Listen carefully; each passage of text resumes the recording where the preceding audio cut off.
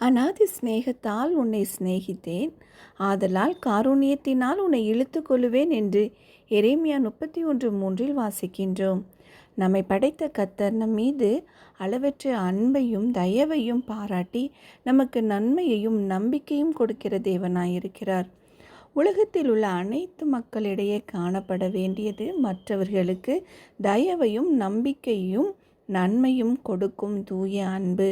ஆனால் சில வேளை என்னை உண்மையாய் நேசிக்க யாரும் இல்லை என்று மனிதன் தன் உள்ளத்தில் உணரக்கூடிய ஒரு வெற்றிடத்தை கர்த்தர் உருவாக்குகின்றார். சில சூழ்நிலைகள் மூலமாக தன்னுடைய அன்பினால் நம்மை நிரப்ப, அந்த அன்பை நம் உள்ளத்தில் ஊற்ற தேவன் தம்முடைய ஒரே பேரான குமாரனாகிய இயேசு கிறிஸ்துவையே ஜீவ பலியாக ஒப்பு கொடுத்திருக்கிறார்.